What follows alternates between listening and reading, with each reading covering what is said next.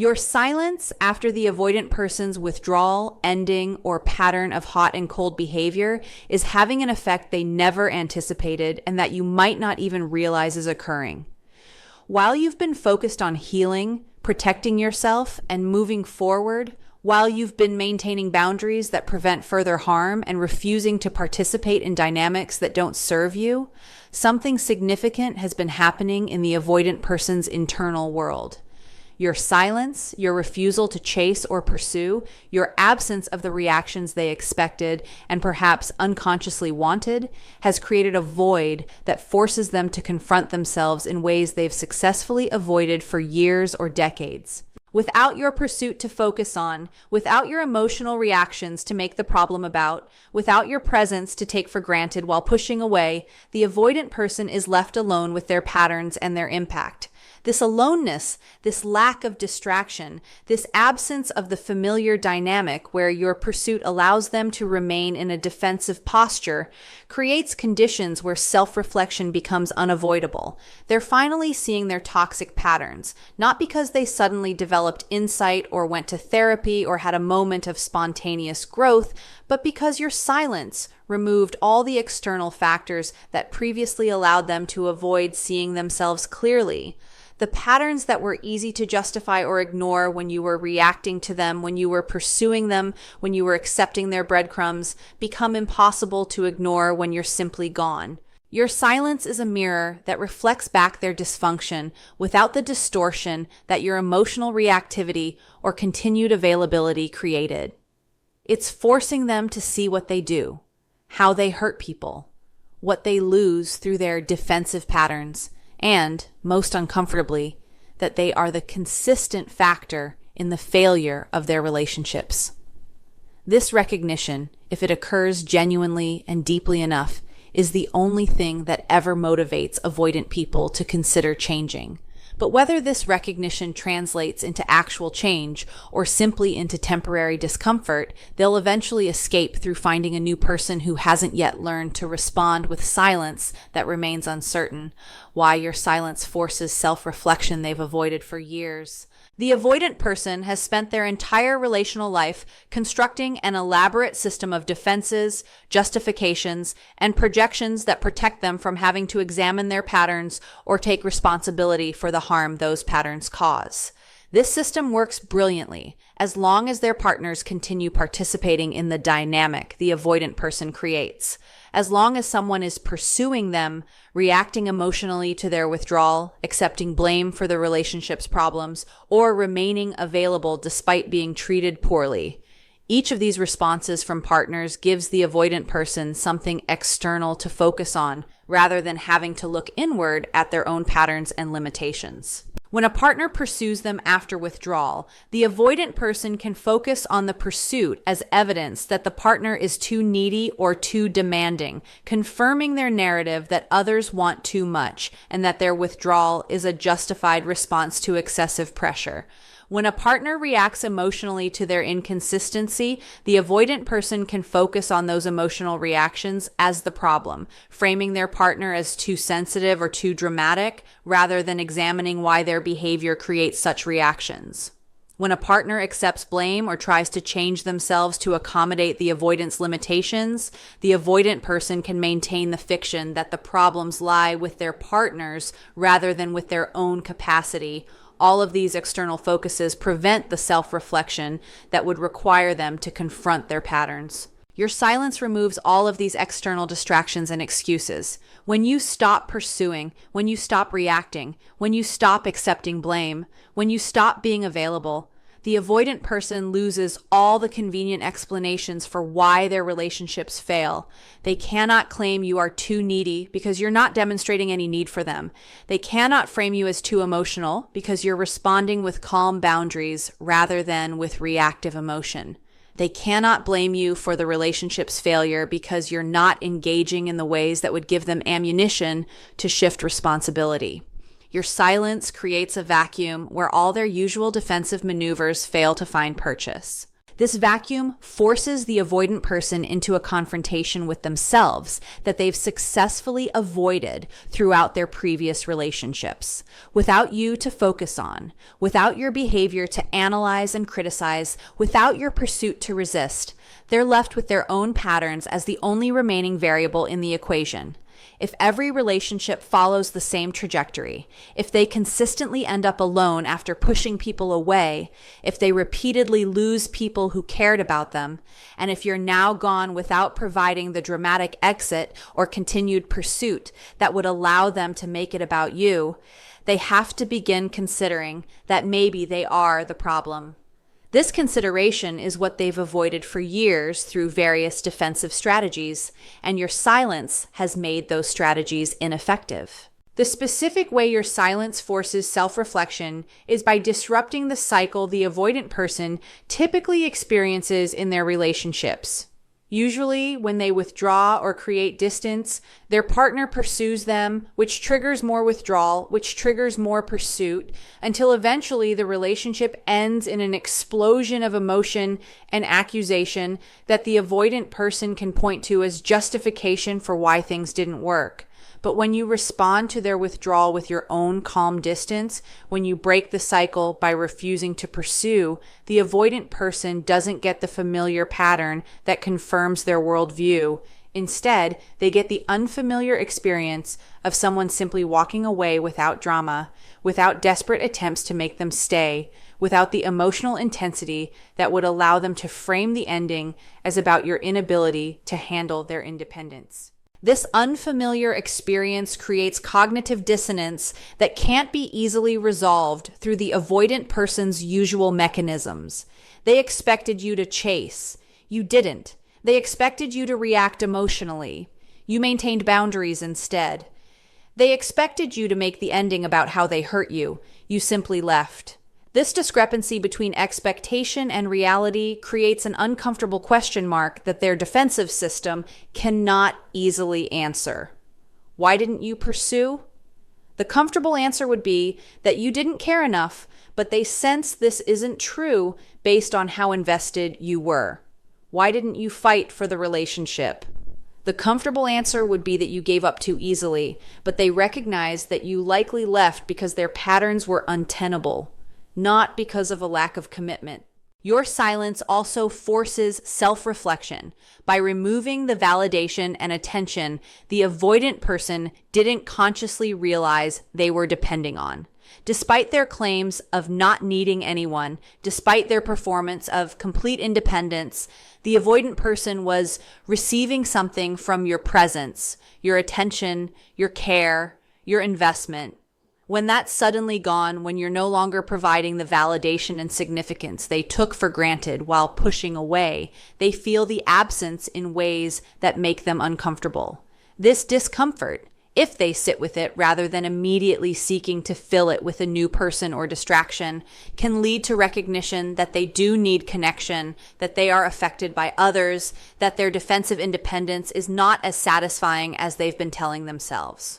The silence also works by giving the avoidant person no target for their defensive anger or blame. Often, avoidants end relationships or create distance while simultaneously feeling angry at their partners for various perceived slights or inadequacies. This anger serves a defensive function, protecting them from softer feelings of sadness or regret about the loss. But when you're silent, when you're simply gone without engaging in conflict or giving them reasons to maintain their anger, that defensive anger has nowhere to go. It eventually dissipates, and underneath it, they might find the sadder, more vulnerable feelings they were protecting against. Feelings of loss, of regret, of recognition that they pushed away someone who cared about them, of awareness that their patterns cost them something valuable. Your silence creates space and time for the avoidant person to move through their typical defensive responses and potentially reach deeper recognition. Initially, they might feel relief at your absence, confirming their belief that they're better off alone. Then they might feel vindicated, believing your silence proves you weren't that invested. But as time passes without you reaching out, without you being available as an option they can access when convenient, without your presence in their life at all, the absence becomes more significant. They begin noticing what they lost. They begin comparing new people to you and finding them lacking. They begin recognizing patterns in their own behavior across multiple relationships. This progression, if it happens, only occurs because your silence gave them no other option but to eventually look inward, the discomfort that comes when no one is chasing them anymore. The avoidant person's patterns are built on a particular dynamic where they create distance and others pursue them, where they withdraw and others try to restore connection, where they remain defended and others do the vulnerable work of maintaining the relationship. This dynamic serves crucial psychological functions for the avoidant. It confirms that others want them while keeping them in a position of power and control. It validates their importance without requiring them to be vulnerable about needing anyone, and it allows them to maintain their defended independence while still having access to connection when they want it. Your silence breaks this dynamic completely, and the discomfort that follows for the avoidant person is significant and revealing. When no one is chasing them anymore, when you've simply stopped participating in the pursuit dynamic they're accustomed to, the avoidant person experiences an unfamiliar sense of powerlessness and uncertainty. They're used to being the one who controls distance, the one who decides when connection happens, the one who has the power to grant or withhold presence and affection. But when you're not seeking their presence or affection, when you've withdrawn your interest and investment, they lose this position of control. Suddenly, they're not in the power position anymore. If they want connection now, they would have to pursue, which would require them to be vulnerable about wanting something, to risk rejection, to take the uncomfortable position they've been avoiding their whole life. This reversal of the typical dynamic is deeply uncomfortable for the avoidant person. They're experiencing what their partners have been experiencing all along. The discomfort of wanting connection with someone who isn't providing it, the powerlessness of not being able to control another person's availability, the vulnerability of caring about someone who appears not to care back or who has moved beyond caring. This experience, if they sit with it, rather than immediately finding a new person to restore the familiar dynamic, can create empathy for what they've been putting their partners through. They're getting a taste of how it feels to be on the receiving end of avoidant behavior, and this taste is not pleasant. The absence of pursuit also removes a source of validation the avoidant person didn't realize they were depending on. When partners pursue them, when people demonstrate through their pursuit that the avoidant person is desirable and important, this provides an ego boost and security that the avoidant person was taking for granted. But when you stop pursuing, when your silence suggests that maybe they're not so important or desirable to you anymore, the avoidant person loses this validation. They're forced to confront their own insecurities about worthiness and lovability, insecurities they've been defending against through maintaining a position where others pursue them and demonstrate their value. This confrontation with their own insecurity is particularly uncomfortable because it contradicts the avoidant person's carefully constructed self-image as someone who doesn't need validation from others, who is complete within themselves, who is confident and self-sufficient. Discovering that your silence and absence actually affects them, that they do care about your opinion and your interest, that they're bothered by your apparent indifference, forces them to recognize that their independence is not as absolute as they've been claiming. They do need others. They are affected by how others treat them. They are not invulnerable to rejection or loss. These recognitions are deeply threatening to their defended sense of self. The discomfort also comes from the avoidant person having to sit with uncertainty about where they stand with you and whether reconnection is even possible. When partners were pursuing them, the avoidant person always knew they had the option to reconnect if they wanted to.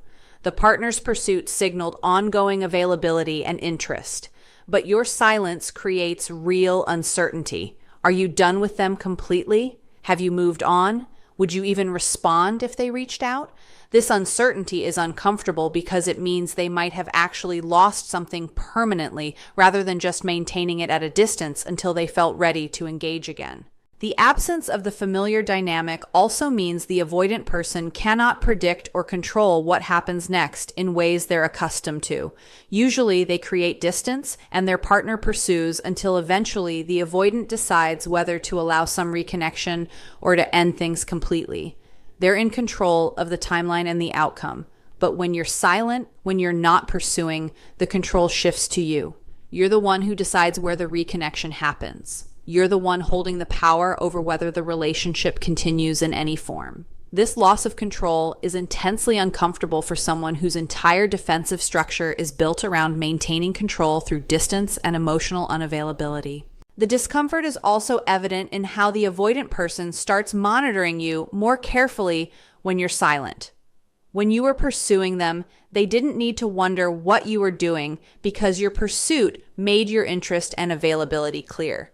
But when you're silent, they begin checking your social media, asking friends about you, seeking information about what you're doing and whether you're dating anyone else. This monitoring reveals that your absence has created anxiety and preoccupation they didn't experience when you were available.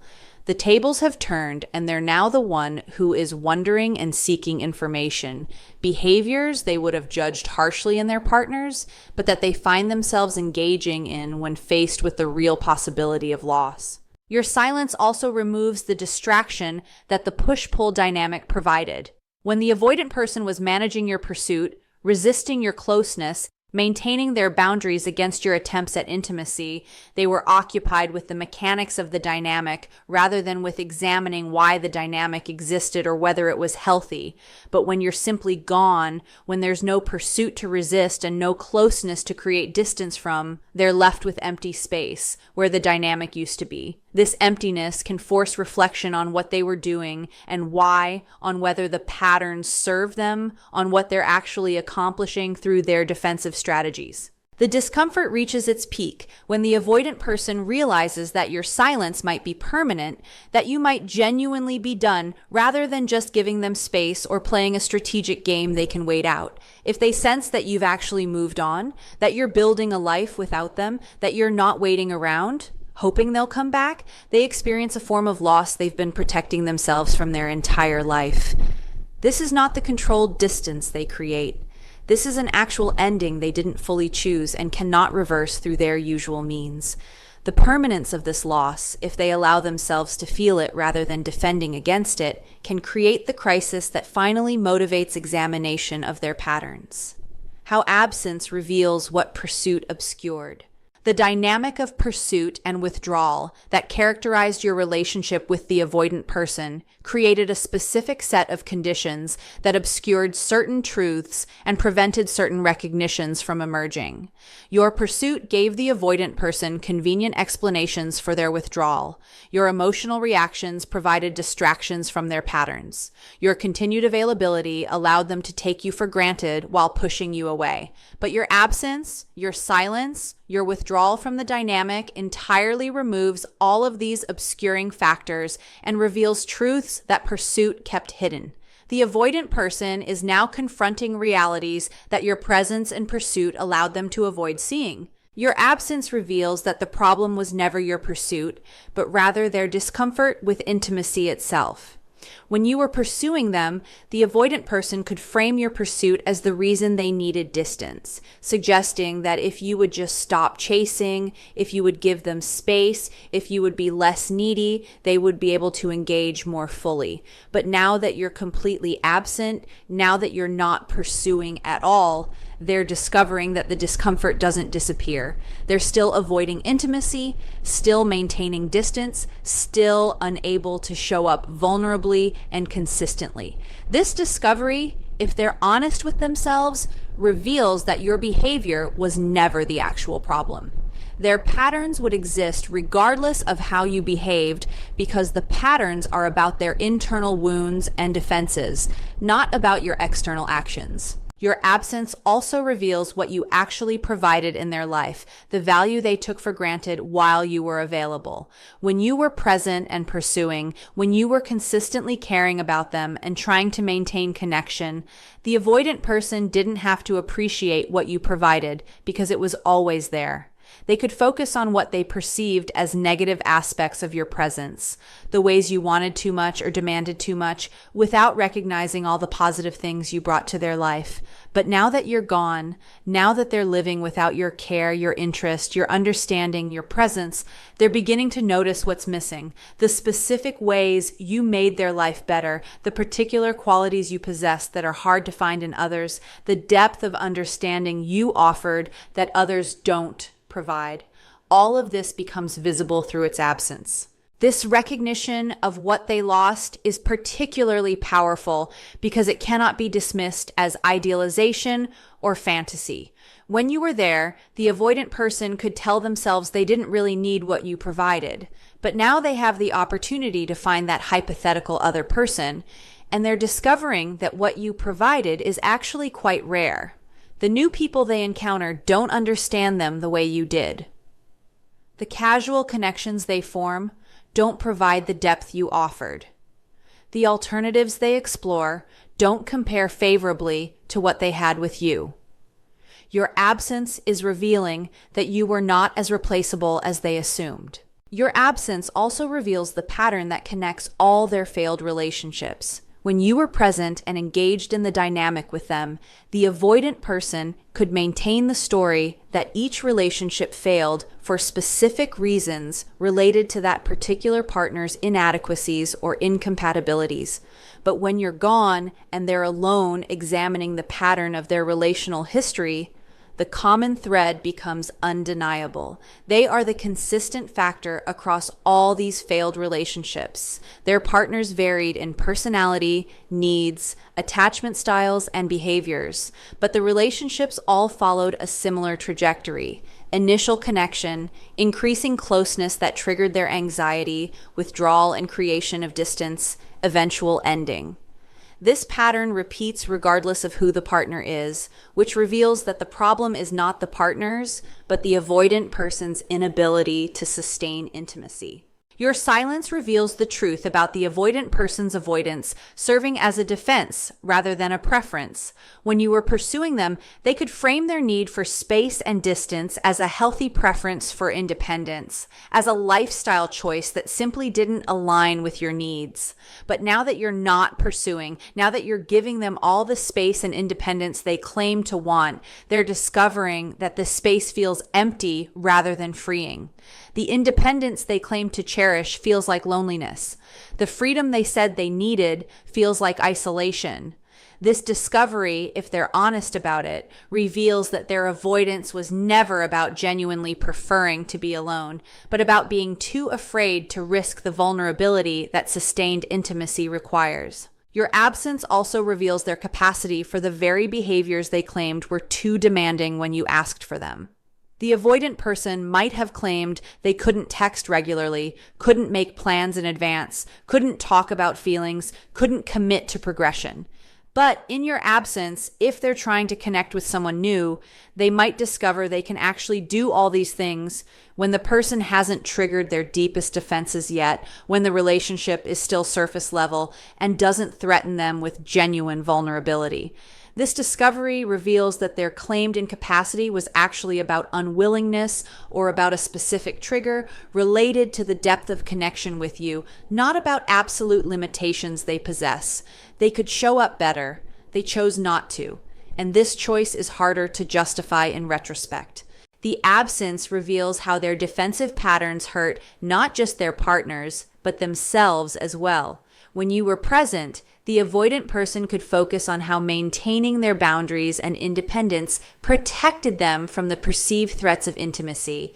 But now that you're gone, now that they're experiencing the consequences of those patterns, they're confronting what their defenses cost them. They cost them you, someone who cared about them and wanted to build something meaningful. They cost them the opportunity for genuine partnership. They cost them the possibility of knowing and being known in ways that create real intimacy. The patterns that felt protective are revealing themselves as also limiting and destructive, not just to others, but to the avoidant person's own possibility for fulfillment and connection. Whether their recognition actually leads to change. The most critical question about the avoidant person's recognition of their patterns through your silence is whether this recognition translates into genuine, sustained change, or whether it remains intellectual awareness that doesn't alter their actual behavior and capacity. Recognition alone is not transformation. Many avoidant people develop quite sophisticated understanding of their patterns while continuing to enact those patterns exactly as before. Understanding that this recognition might not lead to change is essential for managing your own expectations and protecting yourself from being drawn back into a dynamic that hurt you before. True change in avoidant patterns requires several components that recognition alone does not provide. First, it requires sustained therapeutic work with someone who specializes in attachment issues. The patterns are deeply embedded in the avoidant person's nervous system and worldview, formed through childhood experiences and reinforced through decades of adult relationships. These patterns cannot be changed through insight alone or through willpower. They require systematic work to rewire automatic responses, to build capacity for tolerating intimacy-related anxiety, to develop new coping mechanisms that don't involve withdrawal and distance. Most avoidants never undertake this work because it's uncomfortable, expensive, time-consuming, and requires exactly the vulnerability they're organized around avoiding. Second, change requires the avoidant person to actually want to change rather than just wanting to avoid the temporary discomfort your absence creates. If their motivation for change is primarily about getting you back or avoiding loneliness rather than about genuine recognition that their patterns prevent them from living according to their values and having relationships they actually want, the motivation will fade once the immediate discomfort is resolved. Many avoidants experience moments of recognition and intention to change when faced with loss, but these intentions dissipate when they find a new person who temporarily soothes their discomfort, or when enough time passes that they forget the pain of the loss that motivated the recognition. Third, change requires practice and repetition in real relationship contexts. Even with therapy and genuine motivation, changing attachment patterns requires experiencing anxiety-provoking intimacy while choosing to stay present rather than withdrawing, and then having that choice reinforced through positive experiences that challenge the avoidant person's belief that intimacy leads to harm. This practice cannot happen in isolation. It requires being in a relationship where they're deliberately choosing different responses to their anxiety triggers. But entering a relationship while working on change is risky because they might simply enact their old patterns with the new person, and most avoidants are not willing to be in a relationship while explicitly acknowledging they're working on attachment issues that might cause them to hurt their partner.